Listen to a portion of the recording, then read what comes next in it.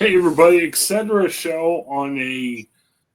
We're battling tech issues tonight, so if we sound a little bit weird, bear with us. We're going to try to get through this as quick as we can.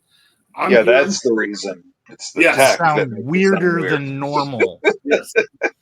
If you hate this podcast, it's all the technology. It's nothing to do with us. Technology we're is the worst.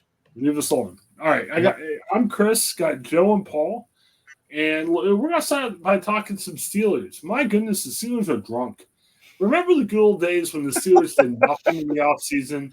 Wasn't that like 2 weeks ago? That was like a week and a half ago. It was something like that. Mean, the past 2 or 3 years, they've made some moves that they don't usually make.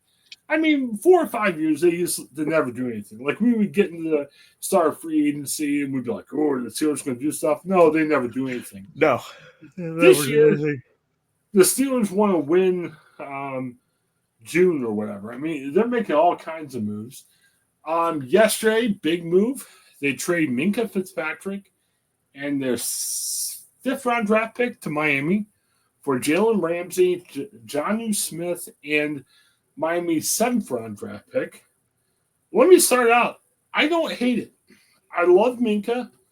The first year Minkah came, he did all these splash plays. It got me really excited. I love when defense makes splash plays.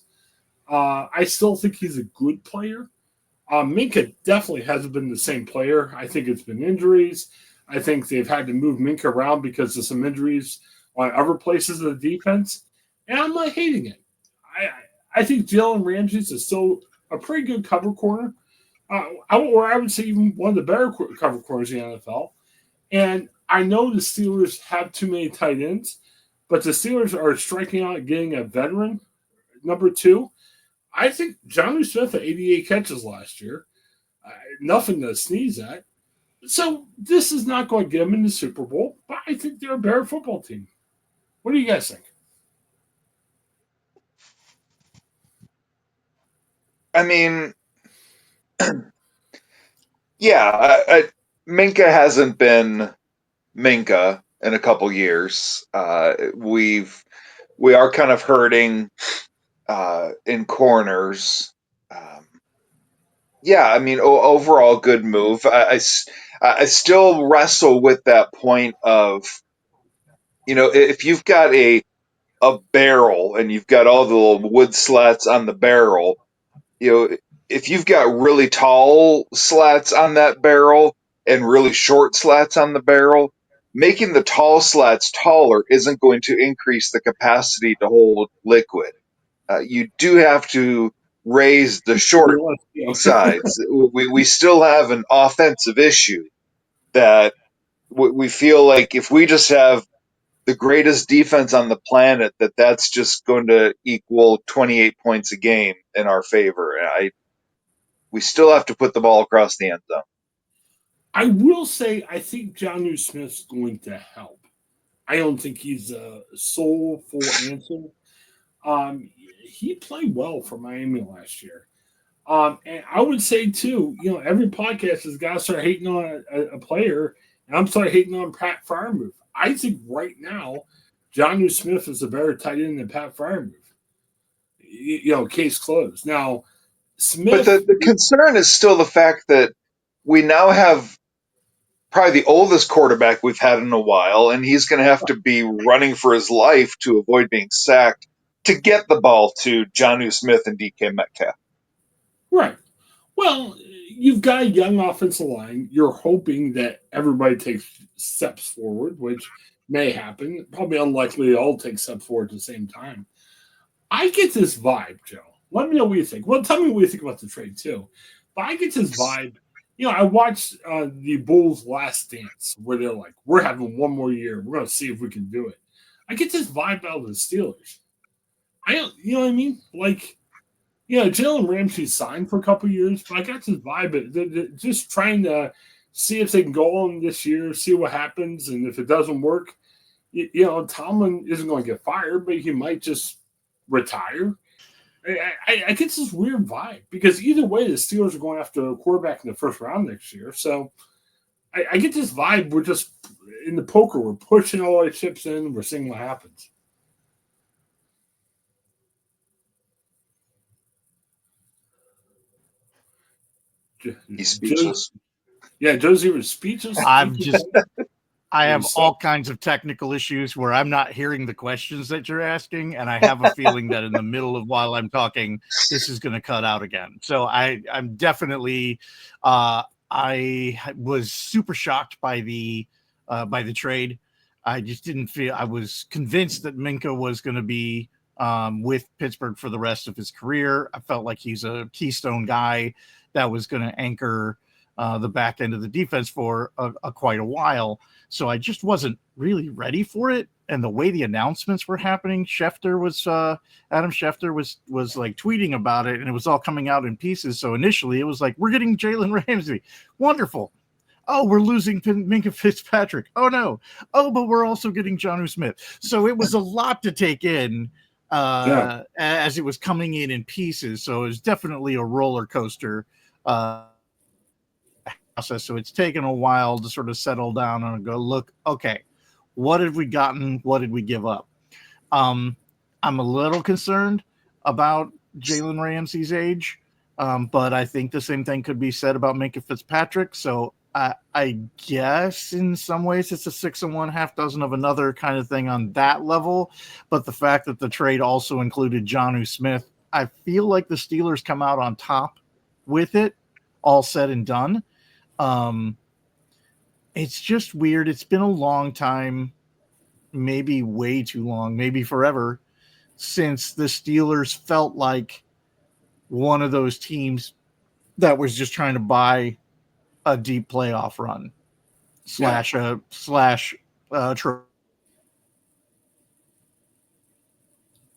in the air, where it just feels like I don't even know this team anymore. To look at the pieces and say, I don't know how Aaron Rodgers is capable of throwing to DK Metcalf and how Jalen Ramsey fit into. Yeah, I mean, I see what Joe's saying. There's a lot of pieces that if they all come together, I don't even recognize it. Right. Don't even recognize it as a Pittsburgh Steelers team, but it doesn't necessarily mean it won't work. It's just at this point in an off season, I can't remember a time where it's felt like, oh, we're just trying to buy rings, and now here come all the veterans out of the woodwork. That hasn't been the Pittsburgh. Well, you kind of wonder if that's kind of the direction they had when Aaron Rodgers comes. You know what I mean? Like, I don't think this trade happens if Mason Rudolph's your starting quarterback. I think once you get Aaron Rodgers, you're like, all right, can we bring in some stuff around that might work or not? I don't know. Yeah, it just was a crazy day, crazy trade and everything. I'm thinking, Paul, like when you rank the teams in the AFC, I know it's still way too early to tell. I'm still thinking at best Steelers are our fourth team in the AFC. I think they're probably a little bit closer to the Bills and Chiefs and the Ravens than they were before the trade, but I think fourth is probably the best. I mean, that's like saying that you're closer to Orlando than I am. I mean, technically, yeah, but that's still a drive. Well, the concern I had, and again, everyone loves Pat Fryermuth. We're slurping him up and everything. But until this trade happened, who is your number 2 option? Not even receiver. I don't want to put too much stock in Jonnu Smith, but I think he's an upgrade at your number 2 option, I would say. And, I know we make fun of Arthur Smith loving his tight ends, but, he likes tight ends more. Aaron Rodgers seems to like tight ends more. It's probably a good fit with whatever scheme you're trying to put in. So we have them aplenty. Yes. Well, I was telling Joe. Joe was asking about Connor Haywood. I'm sorry. I think Connor Haywood might be on the outside looking in right now. Because who else is in there? You got Connor Haywood, who's a split tight end, full.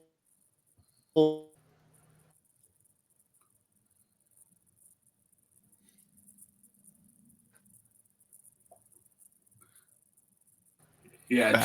Hi, I'm back again. I don't remember the last time he was actually a fullback, but other tight ends, you got Freiermuth, you got Washington, and you have that rookie, right? Didn't we draft somebody? Not this year. Not this year. There's somebody else who's Darnell Washington. in there. I didn't even know why we had him in there. I was like, we have too many tight ends already, so let's go out and trade for another tight end. This is crazy. At some point, we're going to have to let some of these dudes go so that we'll have room for people who are going to play on the football field. I would say, to be honest with you, the Steelers have been looking at receivers, from what I've heard from insiders. They've been like, the Steelers are calling everybody.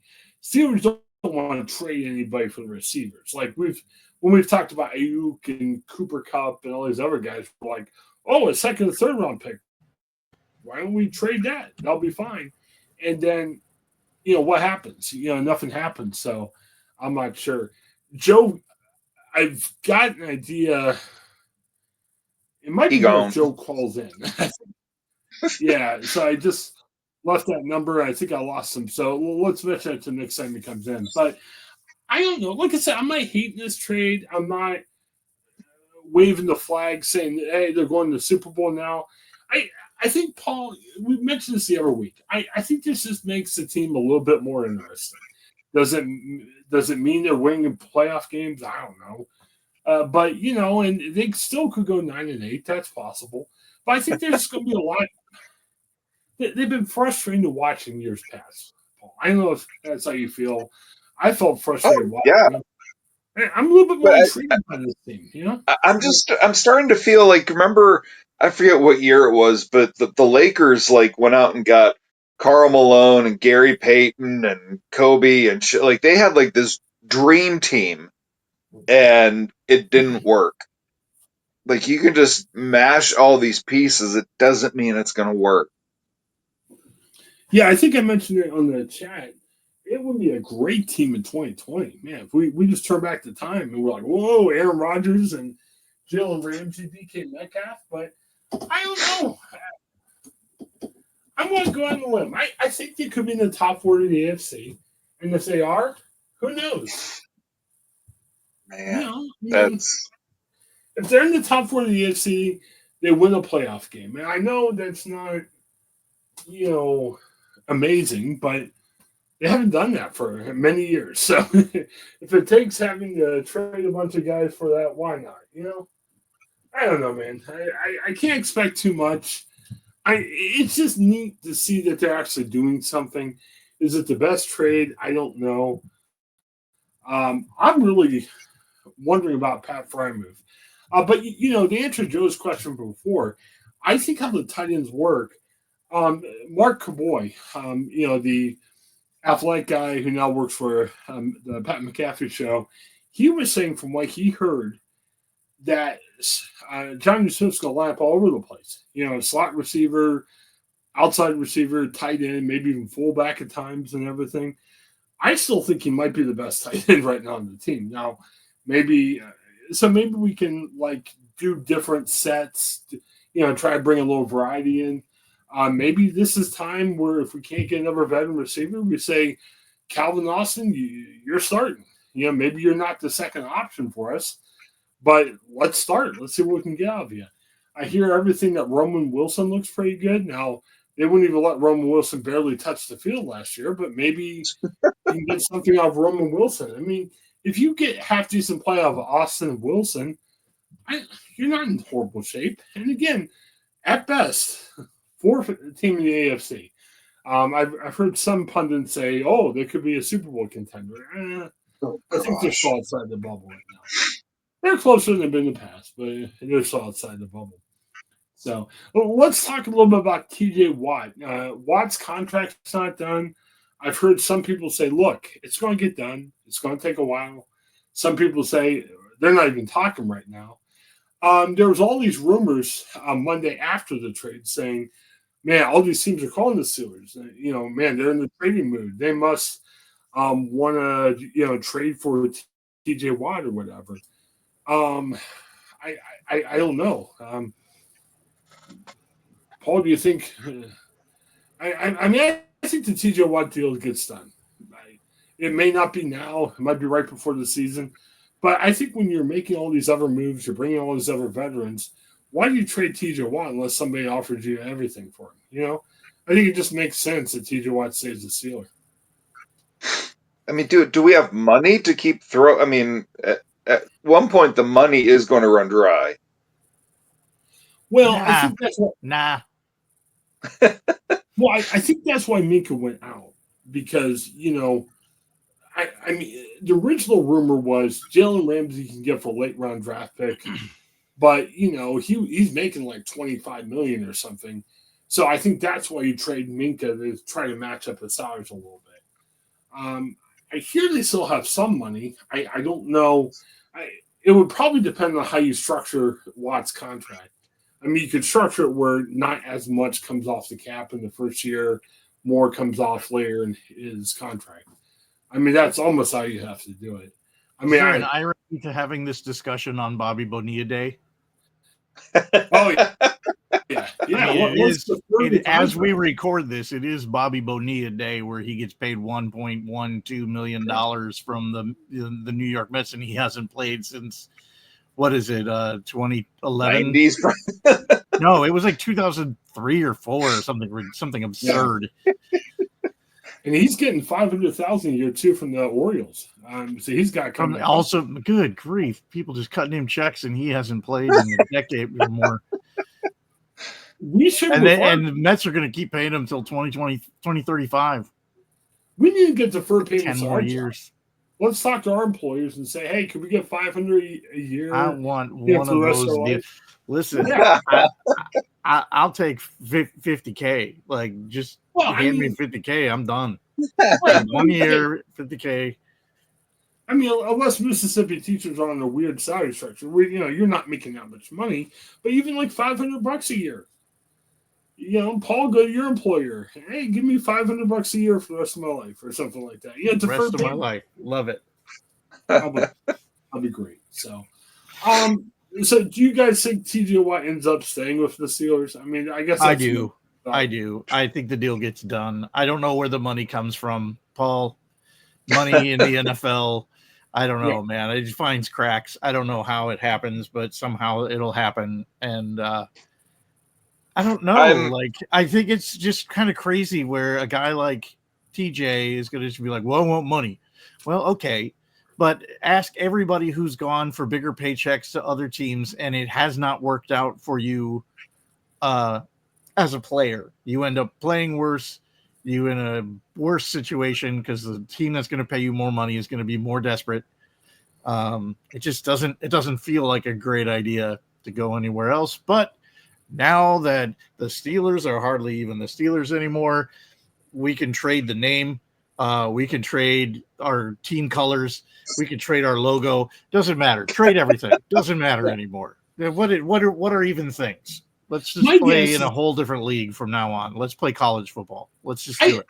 I think TJ wants to stay at the Steelers. I think he just wants to get paid, comparably. I mean, he wants to get paid comparatively to Myles Garrett. That's what he wants to get paid compared to. That's there is nothing else out there but what Myles Garrett got.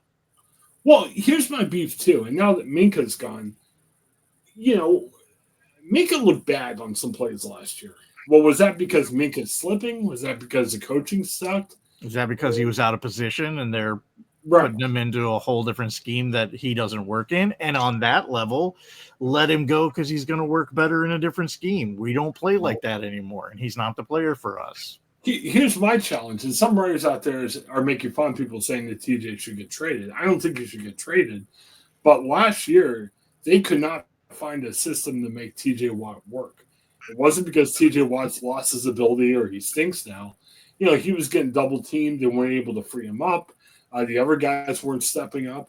So the challenge for the Steelers is, yes, you keep him, but find a way of making it work. Move him around a little bit. Have more structure with some of these other guys.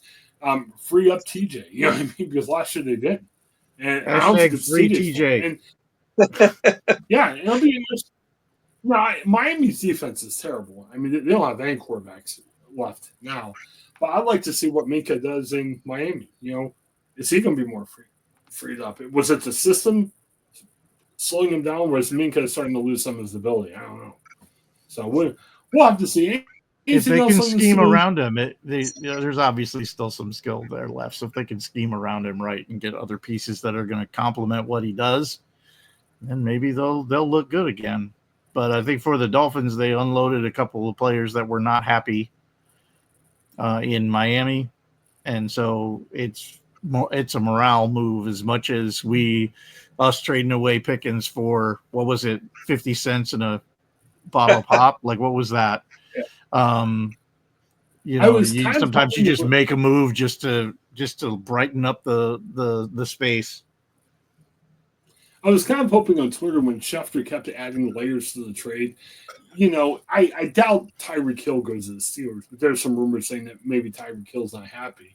Well, I'm like, Tyreek Hill, come on, add that to the trade.